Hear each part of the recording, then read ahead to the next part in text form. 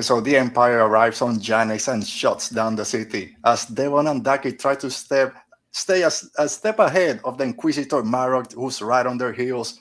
Marketing for the Mandalorian and Grogu hits all cylinders with TV spots, movie clips, and popcorn buckets and everything. So if you guys are ready, I'm ready. Let's talk Star Wars and start the transmission.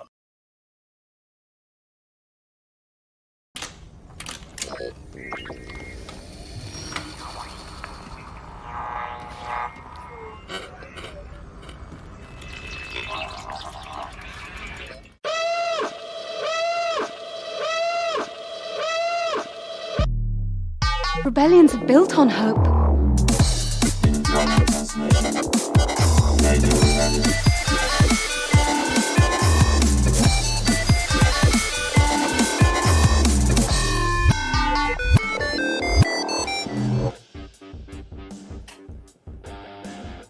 And welcome to another episode of Radio Rebellion Star Wars podcast. I'm your host, Alberto Calderon, and today we have a packed Rebel base with our co-host, Oti, One Kenobi, and our good friend, he's back, Tony. CollecTony is here. How you doing, Tony? Let me fix this first, because every time they move Tony, Oti down there, I get confused. I don't know what's going on. Let's try saying, Tony, how you doing today? Doing all right. Feeling great to be back. Great to be talking about Star Wars again, and excited to be here, man. How about you guys? I feel out of place because I'm the only one not wearing black and red, and I know we're talking about Darth Maul, so I feel underdressed and out of sight. I don't know what's going on with me. I'm sorry. This was not planned. I just noticed that I'm wearing black and red. I just literally had this shirt on and put a black jacket on. And this was literally the first Star Wars shirt I pulled out of my closet. I didn't even look at the color. Look at us. Look at us. See, you guys are in sync. That's what it's so fun to have both of you here today. I didn't even care. I knew I didn't have a Star Wars shirt. I was like, whatever. I'm not gonna change. I'll put a Star Wars hat and we'll go. All right. So for anyone watching out there, thanks for joining us today. Or if you're watching later on the replay, thank you. Make sure you like this video. Comment down below what your thoughts on all the items we're going to talk about today, especially Maul, Shadow Lord, these last two episodes, and we're halfway through the series already. Mm-hmm. And subscribe to our show channel so you don't miss any new episodes when they drop. And if you're listening to the audio podcast, thank you, and leave us a 5-star rating, review. I know that fun stuff you're supposed to say when you do one of these, but all right, let's go ahead. Yeah, let's go. We don't need to wait anymore. So if you guys are ready, already said that, let me get my Star Wars news. There's a couple of not really news items, but fun stuff to talk out there today. Star Wars news. All right, so Star Wars news. I have a question for you guys first, because we're close to May 4th. And usually we get some tales of either tales of the Jedi, tales of the Empire, tales of the Underworld. I believe around May 4th. We haven't heard anything. Usually it's pretty close to May 4th when they announce it kind of out of nowhere. Any chance, I'll start with you, Tony, as our guest. Do you think we might get a surprise before May 4th, a new Tales of kind of drops out of nowhere? I wouldn't be surprised. I would not put it past them to suddenly be like, okay, Tales of random ass planet, but I'm not sure. We are getting the finale of Maul on May 4th, but I mean, they have something up their sleeve. They wouldn't let this day go by without dropping some sort of thing. Extended trailer to Mandalorian, some other big news. I don't know. Oti, it's your thoughts on this. Is there already too much? We got Maul coming on. The finale is almost there. The Mandalorian movie will be like 3 weeks after. Is it too much to now throw another series out there? Or like it's the perfect time to do like a Tales of the Mandalorian or Tales of the Bounty Hunter to kind of connect to the movie coming out? Or is it too much, too close together? I hate being the realist in a world of dreamers here. We have a movie coming out in less than a month. That day, Tony and I are going to like the event thing they're doing at the movie theaters with 27 minutes or something like that. Yeah, I think you probably have that in your list of things to talk about. No, okay, they're doing that whole. They're doing that whole event. Mm-hmm. Maul Shadow Lord ends that day. What? I don't know. It's not gonna happen. Yeah, There's- I think we've been spoiled to always keep getting this year after year. But then, like you said, when you start thinking about it, there's a lot going on that day. So it's not like we're the gonna be starved for Star Wars content or I shouldn't say content. Talk about Star Wars, people get upset. Star Wars and, stuff out there. So I'm and fine if we don't get it. Just wouldn't surprise me, like pe- Tony mentioned, if we out of nowhere. Actually, here are 4 episodes of something new. I would be super surprised. What I will say is people are forgetting we have two more Star Wars shows coming out I this know. year. We have I know. Ahsoka, which will either come out end of this year, beginning of next, and we have the Ninth Jedi, Ninth Jedi. show coming out. So no, I'm not betting anything on surprise show dropping on. May Okay. 5th. It's fine. Something will happen that day. You know it will. We will watch the Mandalorian preview in Yeah. Boston Commons. All right, so let's go for our next news item. The Mandalorian and Grogu promotions has picked up. We mentioned this last time, Oti. Like we got like 3 trailers out now. We're starting to get TV clips. TV spots. An extended clip came out of that chase scene with Grogu, Mando, Seb being chased. That speeder chase. We just got a new TV spot this morning, or actually like an hour ago, called Monsters, which is very action packed. So it's here. Like, Tony, I haven't heard from you in a while, but I'm guessing you're excited for this movie. Oh, Do you yeah, have your tickets already? Plus, now we can talk about this promo that they're doing for people who live in big cities, because I don't get it down here. But that's fine. I can wait that. No, I'm very excited for this movie. This is one of those movies that honestly to me feels so outside of anything else. Like it's not the episodes, right? It doesn't have the same feeling of the Star Wars stories when they were coming out before. It's like something kind of new and different, and I'm excited. I really want to see it. I'm not holding anything to it of like this whole setting up now a larger universe. We already have this universe happening. I don't need it to all be attached in the movies too. Like we have Ahsoka coming out. Who knows if we'll ever get a season 4 of Mandalorian. Like whatever's happening, just let it happen. This doesn't have to be a larger than itself story.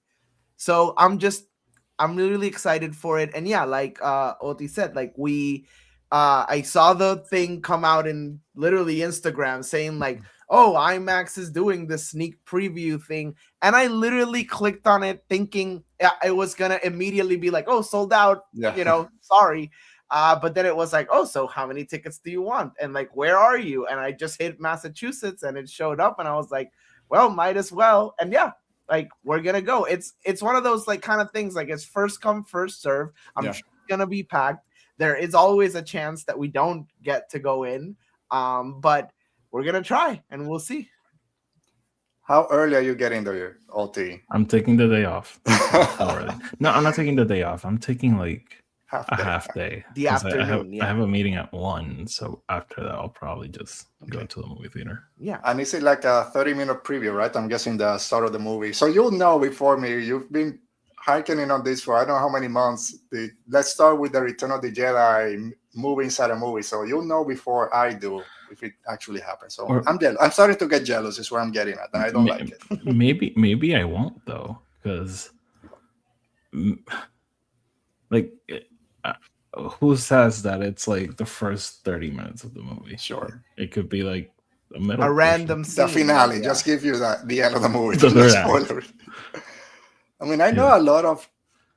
No, I think it's gonna be the first 30 minutes. That kind of makes sense. Yeah, some people already got to see like the first 17 or 20 minutes in that special influencer people that were invited. Oh, I thought they saw the whole movie. Well, then it's probably what we're watching. I think it's a little bit longer. I think the ones they watch is about 17 minutes, and I heard that this one is going to be like 27 to 30, so it's a little bit longer. I'm also expecting the classic opening shot of like it's just Jon Favreau and Dave Filoni sitting in the chairs just being like, thank you so much for coming here. We appreciate you guys supporting cinema and Star Wars. And Do you have the whole influencer thing on the things to talk about, or No, but we can no? again now. I We don't, let's talk about Mando and Grogu promo. So let's talk yeah, about no, that event looked super cool. yeah. The fact that they met Kathleen Kennedy was like like shocking to me. Yeah. That she was there hanging out. Like She's she got doesn't nothing left to lose, baby. she doesn't even work there anymore, but she's there. So that I don't know. It looked super cool. It's one of those things that I like. Oh, really? The same people that always get to go to these things go again. But I understand why. Like their reach is a lot bigger than some Mhm. other people, so I understand why they want those type of YouTubers, reviewers, or whatever to spread the word out and get the marketing going. So I do understand it. And it's like, well, man, if I ever get the chance to just go there, like you mentioned, if I just shake Catherine Kennedy's hand and then they kick me out of Lucasfilm, that's fine. I was able to do that. Yeah. But yeah, it looked extremely cool. I've seen a couple of videos, which again, it's like, damn, it's fine. I'm backtracking. I might make that 8 o'clock a.m. slot that I told you last time. I might not make. I think it was 8:40. It's actually 8 in the morning on Friday. I think I'm going. I Do think you I'm have going to that. tickets for them? Not yet. I checked Okay. a couple of hours ago. One person bought already a ticket, so I won't be there by myself. So I'm gonna just sit right next to them. So they think the whole movie theater to them. I'm gonna just sit right there. Right. So Waltie's talking. worst nightmare. That happened to me in Predator Badlands. Not that bad, but anyway, we don't need to go into that. So, Tony, you kind of mentioned that this doesn't need to connect to the whole universe, everything that's going on. We have Ahsoka season 2 for that. And that's something that Favreau kind of talked about. He's doing a bunch of interviews that supposedly season 4, The Mandalorian, was going to be a big setup to Ahsoka season 2, focus a lot on Thrawn. But when the movie came out, they kind of put most of that to the side. So it's not really like people thought just the whole season mashed into 2 hours and that's the movie. You have to rewrite the movie completely. And of course, there's some setups for Ahsoka and the bigger universe. But the big things are happening in Ahsoka, and the Mandalorian Grogu movie is a little bit of a smaller story with those characters and what they're going on. Are you okay with this? Again, it's a big movie, IMAX, so I don't want to keep saying it's a smaller story, but it is kind of a smaller story instead of connecting to Rey and everything's going to happen in 30 years. Are you okay with this movie not focusing straight on Ahsoka season 2, Thrawn, and the big universe? I definitely prefer it. I think it allows the movie to be its own and not be the setup, right? Mm-hmm. I mean, I think regardless of what we've seen in the past with Star Wars movie, like, yes, they're telling a larger story and everything obviously leads up to something. But now that we're getting these movies, you know, everybody kind of has a story that they are trying to tell. They can be their own standalone things, you know. They can be a self-contained story that, yes, could feed into a larger universe, but doesn't need to rely on it either, right? And I think that's the problem with like most of the Marvel movies now. It's like everything has to lead up to something. Everything has to, at the very end, at the very least, tell you, oh, they're coming back in this or whatever. And I think this can just be another Mandalorian story and just what's happening with Grogu, what's happening with Din Djarin, what's happening in this new republic that, you know, we're being shown. And yes, Zeb is there, but I'm not expecting suddenly all the rebels to come out. Like, I'm not expecting, you know, Ezra to suddenly show up and be like, oh, you know, I need you, Zeb. Let's go. You know, like, I'm not expecting that either. If it happens, fucking awesome. It'll be pretty cool if he shows up. Oti, how much Thrawn are we getting? Is Thrawn gonna show up? Is he gonna get a mention? Mention, I'll say yes. Is he showing up? No, I don't think so. Okay. I think we would have seen him by now. Okay. Unless he'll show up at the end and be like, I'll do it myself, and he puts on the glove, and, you know. Unless it's something like that, exactly. Yeah, maybe because we still don't know the timeline of this movie. Might end with him coming out of hyperspace from the other galaxy, and like, oh crap, Thrawn's here now. The Empire has something, or these remnants have something to kind of hold on to. Our big boss is here now. So. Yeah, because like Thrawn is a big marketing machine for Star Wars nerds. Sure. So if you want to put butts in seats and he's in the movie, you advertise that he's in the movie. Yeah, I mean, wouldn't surprise me if he is there. Like on Friday, they start promoting him. Like or Saturday after most people have gone, the people that really don't want to be spoiled, they'll start. So, Or that's the May 4th promotion. The big May 4th promotion is, which maybe we'll see it in the IMAX thing, like preview. It's like, oh, and Thrawn is here too. I mean, it does kind of play into, because Sigourney Weaver's character, we're still kind of trying to understand it. And like, by the way, the last one where she's wearing the flight suit and get away from her, you chiss. I think she kind of plays into this whole, there's something larger happening. You're not just this bounty hunter anymore. Now you're fighting for a larger force, right? Force. But yeah, I don't know. Like, it could be something that they hit on May 4th hard, I don't know. I think if he shows up, he'll be at the end. I think he gets a mention. Again, it all depends on this movie takes place. But if it's setting up a little bit of Ahsoka season 2, I think Thrawn will have to play a part. All these Imperial remnants, I think there's something that I read are starting to come together, same as the Rebels did with all the Rebel cells came out together for New Hope.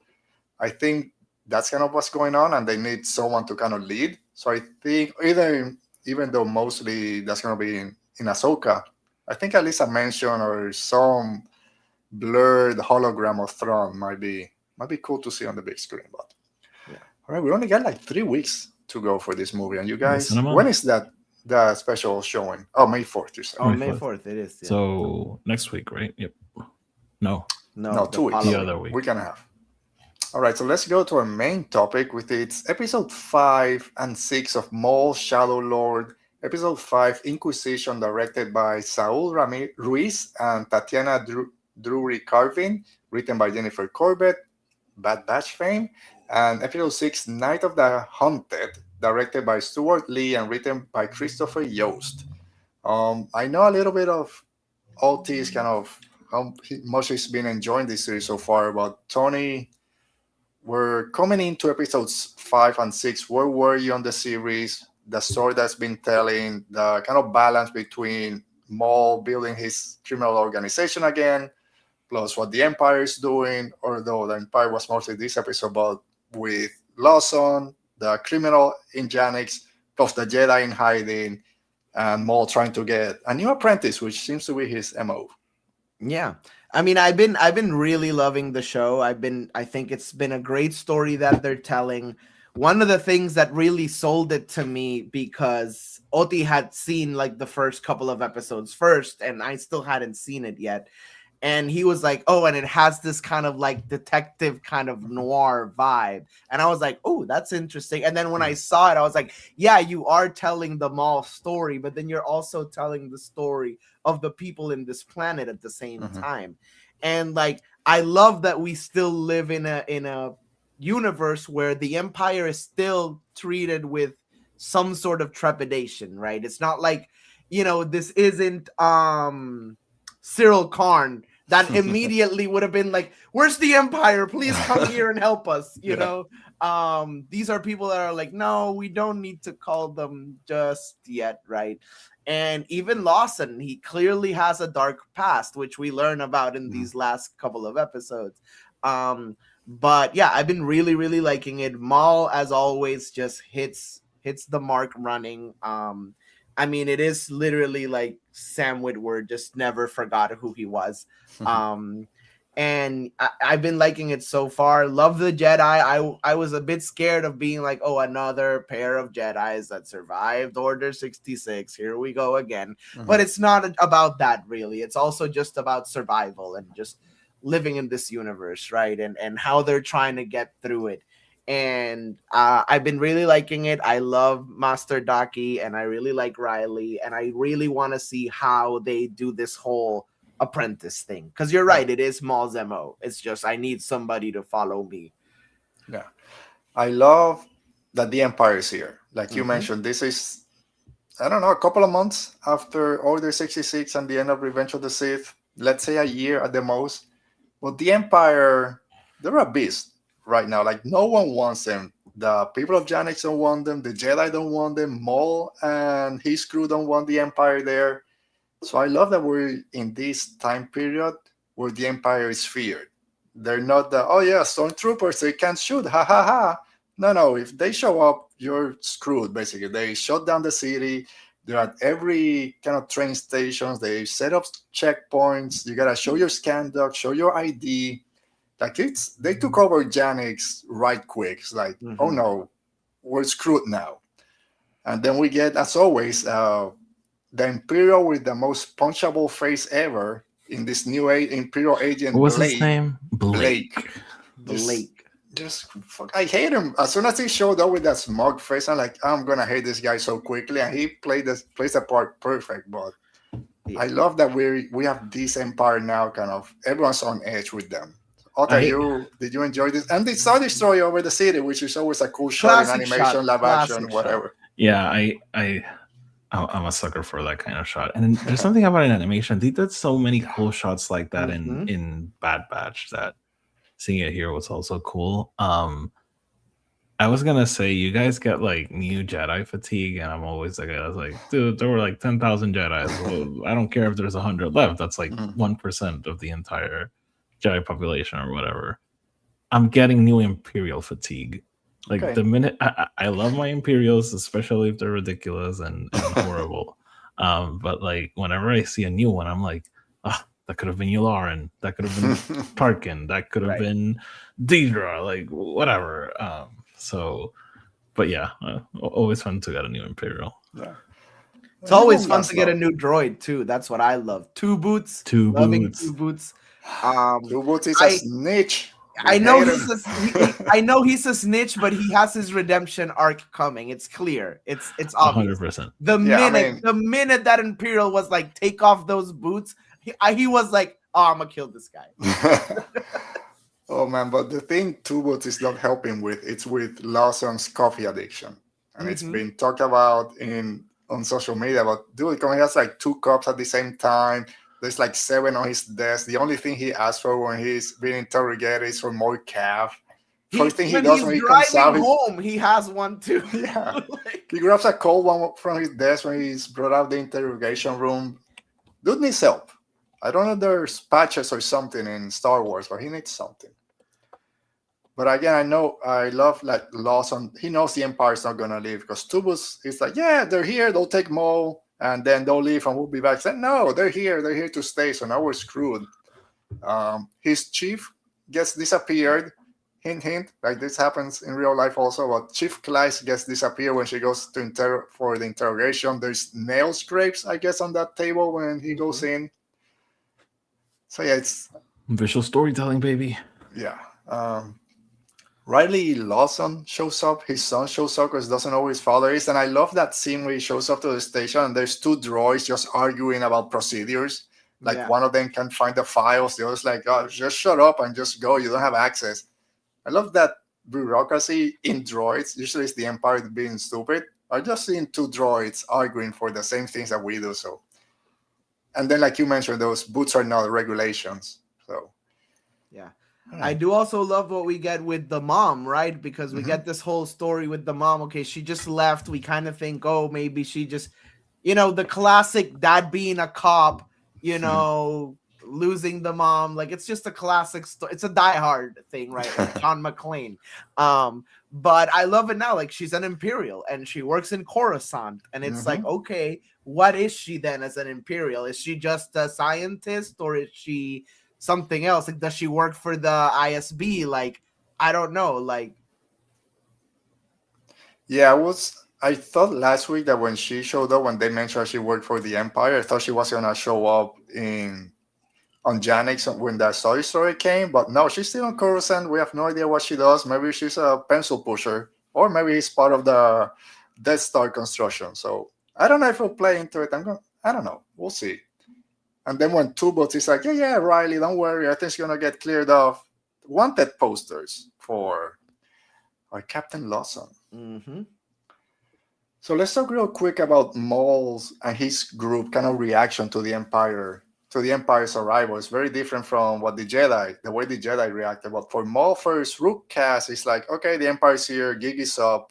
Let's just skedaddle. Let's get out of here.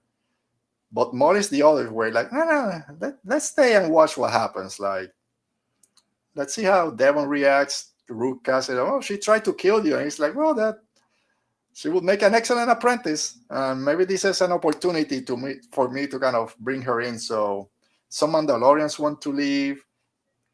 Did you enjoy this? Do you think people are gonna leave his crew and just leave Maul stranded again with all the Empire kind of getting to Janix, or do you think Rook Cass and those guys will stay behind them?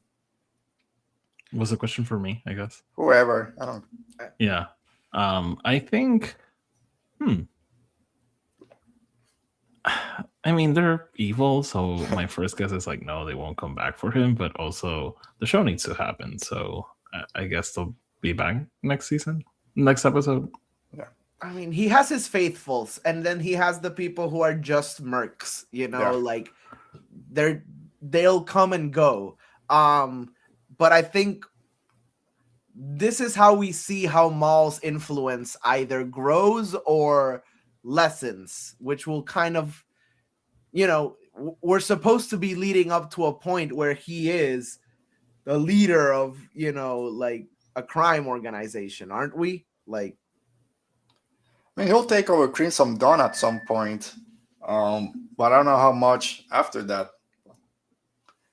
But yeah, I think the Mandalorians might kind of skedaddle. One of them was like, "Hey, there's no credits coming, so we might just leave," but not yet. But the other two, Sabrak, I think they're saying Rookcast will stay, and we'll see what happens with the pikes that he has now, kind of working for him. But and I love that scene of him practicing, kind of, I guess, his way of meditating, practicing his lightsaber forms. Mm-hmm. A little bit different than a Jedi meditation. Maul's just wrecking shop with that lightsaber. It's a cool scene to see in animation. Yeah. Right, so let's talk about the Jedi reaction to the Empire. So Daki, Iko Dio Daki, the great master, which I love his design. I love that character. David Palmer. Yeah. David Palmer. He wants every to time I hear him, I want to buy Allstate insurance. It's the president from 24. Come on, we need him. So Daki wants to leave that Maul to the Empire. Like, okay, the Empire's here. They'll take care of Maul. We gotta worry about ourselves. We gotta hide. But Devon's kind of, I'm tired of hiding. We're wasting our abilities. And he's like, oh, wait, this is Maul talking. I don't like where this is going. Are you surprised, Oti, how quickly maybe Devon's already kind of having these thoughts of maybe we should be doing more with all these force powers that we have instead of just trying to survive? I mean, I don't think it's quick. I think it's been there since the very beginning. Like in the first episodes, she's struggling because her master is like, like,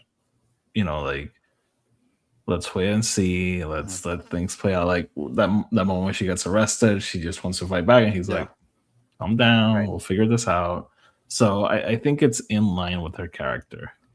And I do think it's part of something that we always forget about.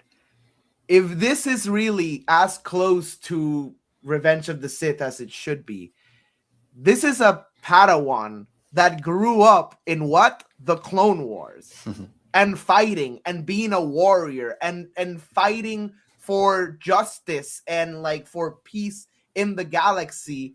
If she is, one of those Jedis, we don't know. We haven't been told their backstory completely. But if she isn't, then what? She grew up in Coruscant in the Jedi Temple, all sheltered. I feel with her attitude, she was more of a Padawan that was out, like an Ahsoka. She was out in the war during this time. So her mentality isn't, I'm going to stay quiet and run and hide. Her mentality is, I'm going to stand my ground and fight for what I believe is right and what is justice, which I think is what Maul is trying to play with her mind about. It's like, this is who you used to be, and now look at you. You're holding it back because your master is telling you that you shouldn't, rock the boat, for lack of a better term. That's actually a good point, Tony. Put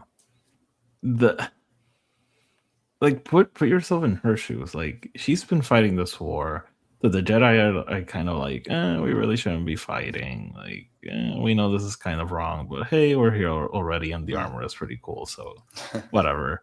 And now, where she's like, these people killed all of our people. There's people suffering. We're the guardians of peace and justice, and you're telling me we need to chill out for a second? Like, I don't know, maybe Master Jedi Palmer was like, how do you call the people who go to war but don't fight? Conscientious. A conscientious objector. Yeah, maybe he was one of those, and he was just like on the trip. He was a healer or something. But that's I actually like that point, Tony. Yeah. Well, it's the Cal Kestis of it all. It's like, yes, he's hiding, but then when it's time to not hide, he's like, let's go. But it's a couple of things, and I do agree with maybe she grew up during the Clone Wars and war is all that she kind of knows. Also goes to that point when she and Riley kind of push aside when they're in the apartment, like, yeah, just take her to your room for some reason. Take some strange female to a room and close the door. But she's like, yeah, I'm pretty sure like we didn't grow up the same way. When he's like, oh, you don't have whatever lacrosse, whatever that's going on. Yeah, I think our childhoods were very different. And not just growing up in Coruscant, growing up during a war. But then it also comes, if this will be a completely different discussion if we're gonna go that way, how much or how fragile is the kind of that Jedi mentality where I understand that we grew up during the war, we're supposed to be the guardians of peace, but are we really gonna team up with someone that we know is just as bad, just an evil because it's the same enemy? Like that's when her master Diodaki kind of says, well, tyranny is always defeated. We need to remain hopeful, trying to keep that Jedi mentality. Yeah. And she's kind of like, I don't know. I think she's, like you mentioned, she's starting to see Maul's point in maybe teaming up against the bigger enemies the way to go at this point. They've been hiding, I don't know for how long. They don't have food. They were just arrested. And maybe in a Jedi, I almost say a Jedi lover, which sounds really weird out of context. But I love the Jedi, so I don't want to see her fall to the dark side, which I know is part of this show is going to happen. It's just me being protective. Like, Devon, don't go that way. At least wait till something else happens. I just immediately remembered, like Ezra using the holocron, like the Sith holocron to like gain knowledge, and I was like, please don't fall to the dark side, Ezra. And obviously, we know he's not going to. But yeah, I mean, I feel like the show can give us so much with how this character either falls or doesn't fall, or maybe we start to see Maul in a different light at the same time. I don't know. They can go so many ways. I think when I talked a couple of weeks ago, I think she'll fall eventually this season, probably not this season, maybe season 2. Let's say the show goes on for 4 seasons. And I hope that she comes back, that she falls to the dark side, but then kind of brings it back at some point. But we'll worry about that later. A cool scene, just kind of funny, and I kind of what if she doesn't fall? Maybe, and then all the Talon speculation goes out the wayside because this was George Lucas' vision for the sequel series. When they're in the subway trying to escape, and the stormtrooper, hey, can I see your identifications? You already saw our identifications. You're free to go. And then the other trooper, why did you let him go? He didn't show you your identification. Oh crap, that's right. Like, yeah, why doesn't anyone kind of put up a better defense or someone next to them? Dude, just go grab him. I like that little scene. Again, very Star Wars. It's still dumb and funny. Yeah. I do like to think that these are kind of new stormtroopers. They're better than the ones that have been like, in A New Hope. They're already like, oh man, we've been just standing here forever in this desert. Yeah. That was a funny moment because it plays with something we've seen in Star Wars a bunch of times, and it's like, here you go, but like, let's do like people reacting to it and being like, what are you doing? So throughout the 2 episodes, they end up in Lawson's apartment. Like, we only need one person. We only need help from one person. We don't need the whole city to help us. And I think I know one person. They show up at Lawson's. He's like, what the hell are you doing here? He wants to kick them out. And they're just passing through. Like, they don't live in Janix. They're just trying to pass through, trying to escape. Do you know any smuggling routes, any criminal passages? We'll get into it a little bit later, but he goes to one of his city connections. I want to know if there was something going on between those two at some point, between Lawson Oh yeah. Mm. Oh yeah. I'm leaning. I don't know how dark this show will get, and when I say dark, I mean like how deep or real it'll get.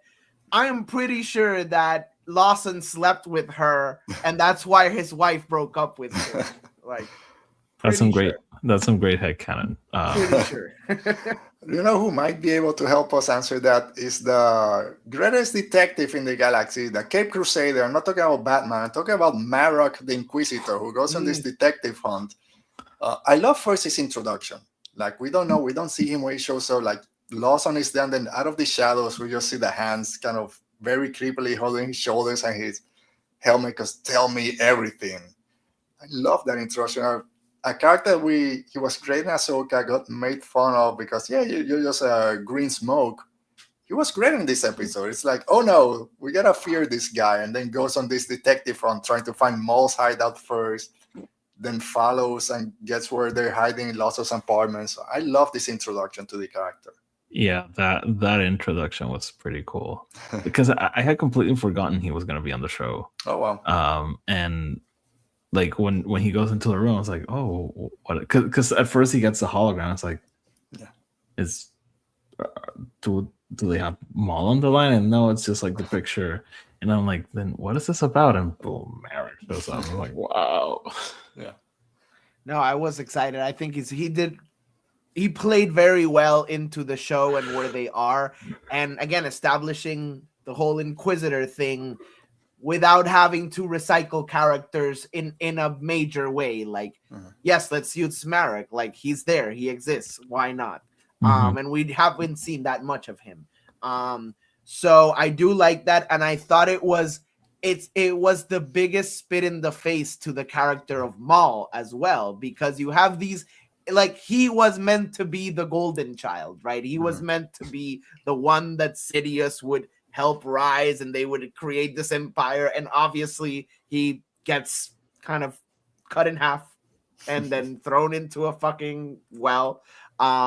So he's now whatever. He's not part of the plans. And then you have all these, what is it? How many brothers? It's, well, brothers and sisters. It's like you got 7 brothers and sisters who are now the goal, like, you know, these people fighting and then helping, and they have lightsabers and they use the Force. And then he's like, oh, and here I am, which is something that I loved. Like, I loved the fight scene between Marrok and Maul.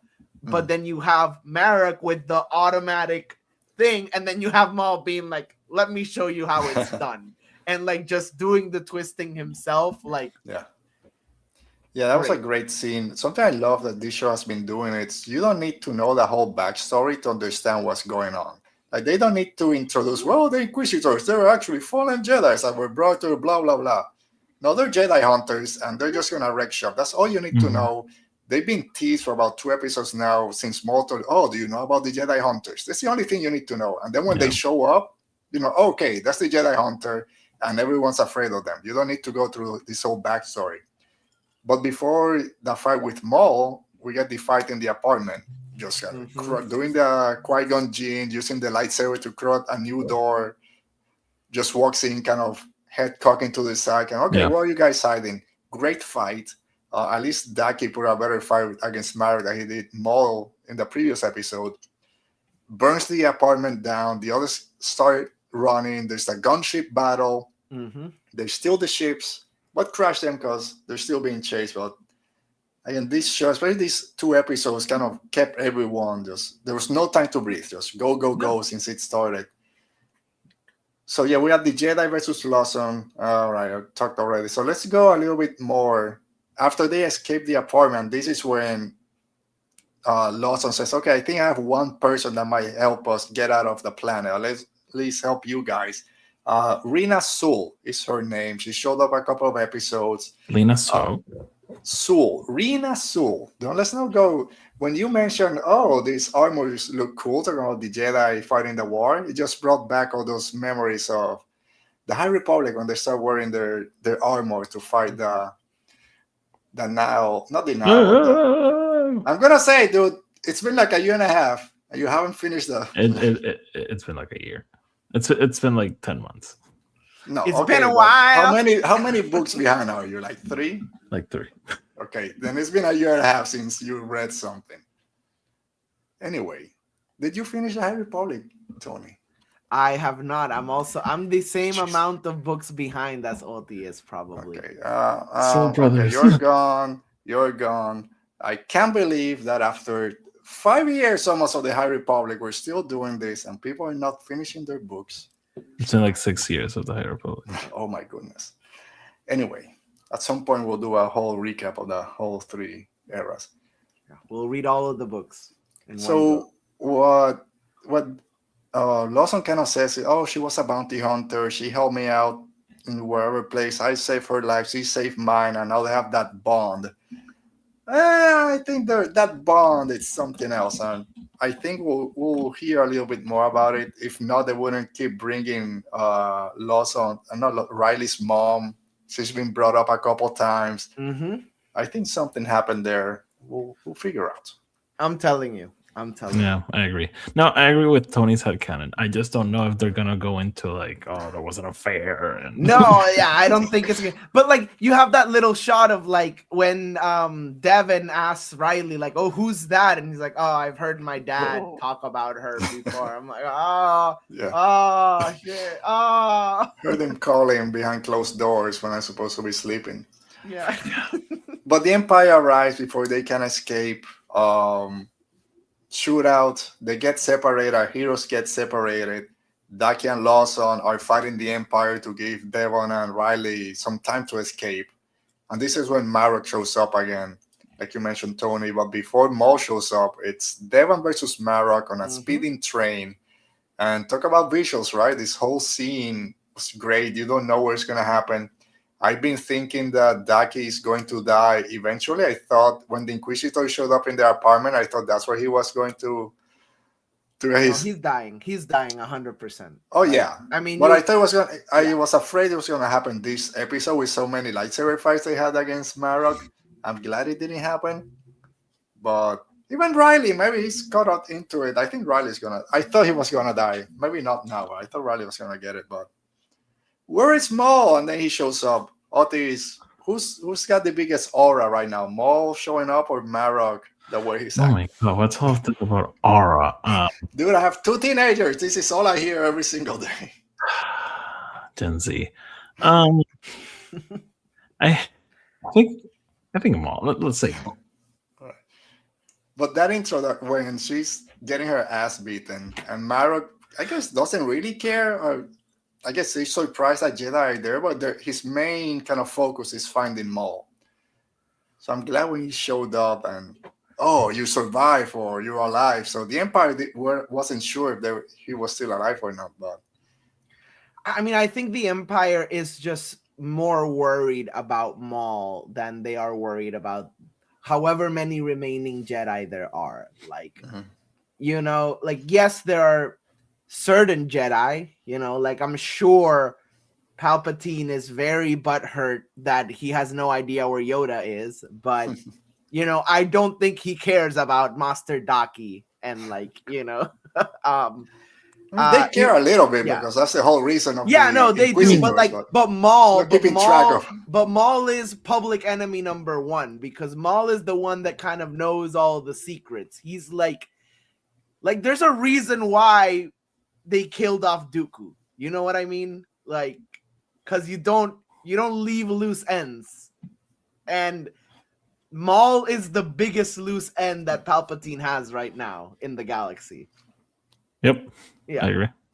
You got to think like a crime lord. And we're talking about the biggest crime lord is obviously Palpatine in this stage. Like, yeah.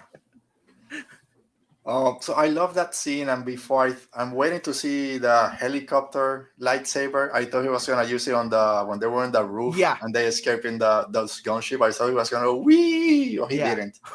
But I love that fight. Yeah, you alluded to it, Tony, when they're Maul and Marrok are fighting. Blocks his lightsaber and then turns on his second blade and almost decapitates him right there. And then Maul said, "Oh, you got 2 also? Let me show you mine." Great fight with all the spinning around, and then again, this is when Devon teams up with Maul to fight Marrok, which you never kind of ready to see a Jedi and I guess ex-Sith fighting together.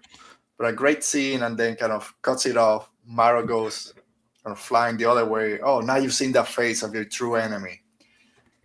And we're inching closer. We're inching closer to Maul getting Daki. I mean, getting Devon on his side at least to fight the Empire. Yep. Do you think this might cause a rift, Oti, between her and her master? Like, yeah, I'm not falling to the dark side, but the only way to survive right now is teaming up with Maul. You think that might cause a rift when she goes with Maul and Daki's by himself for a little bit? I think Master Daki's gonna bite it at some point, and then she's gonna have to make her choice of what she wants to do. I think that's what's gonna happen. But I also think that however Master Daki bites it, even though so there's a few things. One, he hasn't eaten, or they haven't eaten in a while because they're on the run. Two, he had there was a moment when he was like, oh, something hurts. And he was like, no, don't worry, I'm fine. But then he's obviously fighting all of these people, and using a lot of the Force, and I don't know how he's gonna bite it, but I think however he bites it will affect Devon's decision. So I'm leaning towards an Inquisitor killing him in some way, shape, or form, or the Empire themselves maybe holding him hostage to try to get Maul out, and Maul is like, I'm not doing that. And, then she's like, well, the Empire is evil, I guess. I don't know. I don't know how it's going to happen, but I think it'll influence Devon's push. Because Devon's at the edge, right? Devon only needs a push either side, right? So what will that be? I think an Inquisitor. It's 100% the person who's gonna do it. Is it Marrok or the Crow, the other Inquisitor that we've seen before? I mean, in the trailers, I think one of them is gonna kill him, and I think they've alluded so much to Maul laying down the line of, you have so much power that you don't use, and this is why you're hiding. This is why you're failing. I think it's going to come to that point that when it happens, Maul is going to be like, see, if you used your whole power, your whole connection to the Force, you could have saved him. Or if he did that, he could have saved himself. It's not working anymore. So the only way is to do it my way. I think that's how he's going to bring her to his side. I don't think Maul is going to do it. I think one of the Inquisitors will be it. Yeah. Maybe it's a Man of Steel kind of moment with his dad dying. And he's like, no, stop. Dak is going to be like, no, don't use Force Lightning. Oh, let me die. And Maul's going to be, yeah, you could have saved her and you didn't. No, I mean, I immediately thought of the Rey moment of holding on to maybe he's on a ship or whatever. And then, lightning comes out and destroying it. And oh my God, I have forgotten what's about that. What's the line, right? What's the line of her powers too? Because you are right. It's been alluded to how she has not been using the extent of her connection to the Force, right? Just real quick, now that you mentioned that, reminded me when I took my daughter to watch Rise of Skywalker and that scene happens and she turns to me, is Chewbacca dead? Did they kill Chewbacca? And I don't want to spoil it, but I couldn't wait an hour for it to find out, no, he's fine. He wasn't on another ship. Don't worry about it. Okay, we're good. Sometimes you gotta spoil them. Spare He's them. dead. He's freaking dead, that ball of fur. All right, so the big question, who is Marrok talking to at the end when he calls, I think he calls Master or something. Is it the other Inquisitor? Is it the Grand Inquisitor, which I think is still alive at this point? Is it Vader? Is it Palpatine? Oti? Who do you think it is? Who do you want it to be? He's saying my lord. Okay. It can be one of three people. It's either the Grand Inquisitor, Darth Vader, or Palpatine. It's Darth Vader. Tony, are you in that same camp? Is it? I would love to see the Grand Inquisitor in this show. It makes sense for him to be there. I think he would wreck shop the way the Inquisitors, at least so far, are kind of acting. But where are you falling, Tony? Is it because we know that through the trailers, one of the Inquisitors says Palpatine wants you dead. So was it Palpatine? Was it someone else? I think it's Max Rebo. And I'll tell you why. No, I'm kidding. No, Lord I think Rebo. my first initial thought and gut was Palpatine. It's Palpatine. He wants to know. He wants first knowledge. He's not gonna have it go through channels. Like he's not gonna let anybody else kind of take it away from him. Especially if the call that went out was Maul has been sighted here, right? He probably was like, hey, Vader, send your Inquisitor there. But he was like, I want firsthand knowledge out of this. Now, it could be, I had kind of completely forgotten about the Grand Inquisitor, so it could be him. It could be Vader, but I feel, especially in animation and everything, like Vader, it's not like he has been played out, but I feel like we have other characters, like, like I love his reveal in Rebels, and I love seeing him, take on Obi-Wan and all that. Like, but I'm like, do we need more Vader right now? Like, and the answer is always yes. Why are you even asking that question? Come on. I'll say this. I don't think he'll show up like with a big role. I don't think they're gonna answer the question of who he was talking to in the next episode. I think like the show's gonna start and he's gonna be elsewhere, and that conversation already ended. And maybe at the end they leave this planet, which I don't remember the name anymore, and Janix. We see Vader arrive and they start taking control of everything. So when he says it's Thrawn. Thrawn is Imperialing at this point. Yeah. Calling him my lord, and we know Vader is in charge of the Inquisitors. I want to say it's Vader. Yeah. We know that Darth Maul is afraid of Vader. That's why he's stranded on that planet, and that's why he wants Ezra to help fight Vader. We know by the end of the series we're gonna see that fight, and I hope Vader trashes the floor with him.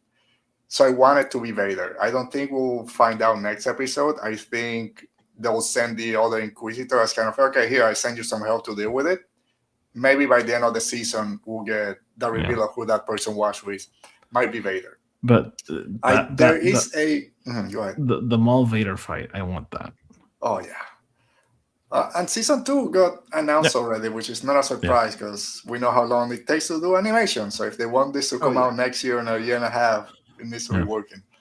There's a leak from even before the series came out, a character poster that I won't say who it is. There's 2 that leak. One made sense, the other, I'm like, oh crap. I kind of thought this person was going to show up, and it might be the person he's talking to, so I might know who it is, but I really want it to be Vader, and I'll leave it at that, try not to spoil anything.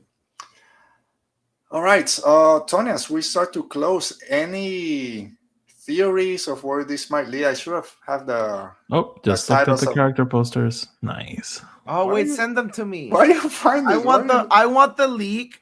I'll show you later. Come on, guys. So... Ooh, stunning! Anyways. All right. Let's just show them here and spoil everyone. No, we won't. No. I won't do that. I mean, I don't know where exactly we're going to end this season in particular.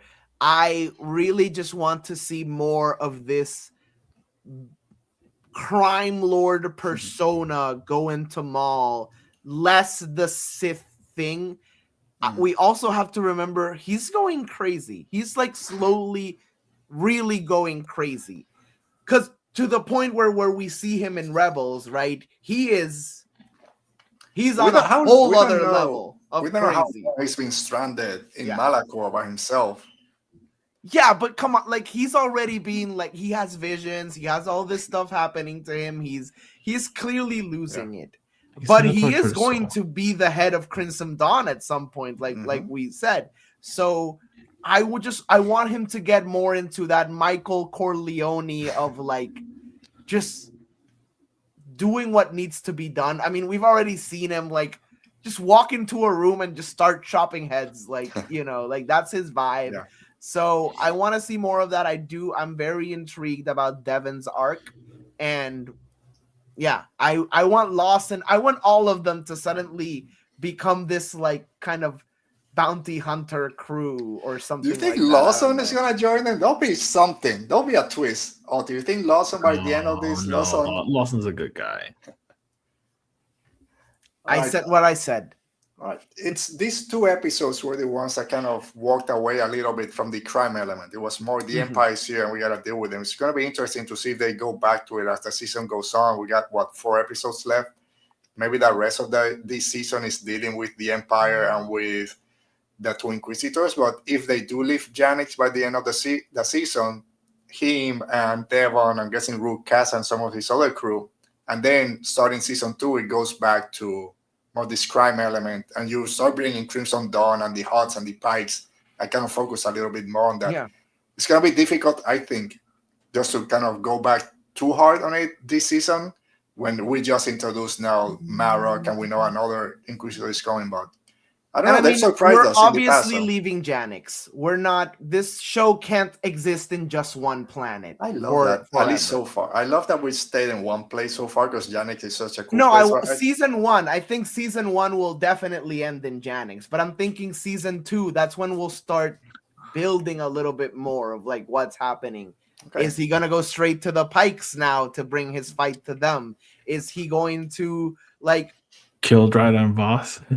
Maybe. I mean, Dryden Voss has skills in Solo, so he cannot kill him. All right, that's fine. It's just canon. Who cares about it? Go find him. Like, go find him, and like, I mean, Paul Bettany is not, not kill Dryden Voss, but put him under his thumb. Yeah, because he needs to take. We don't know before Maul takes over Crimson Dawn if there's someone above Dryden, or is Dryden the one controlling, and then, like you said, Maul comes in and say, okay, now you report to me, which might well be the case, same as he did with the Pikes. Like, okay, now you're on the throne, but you report straight to me. So are we that's gonna be see? Interesting because I love Dryden, so just give me more.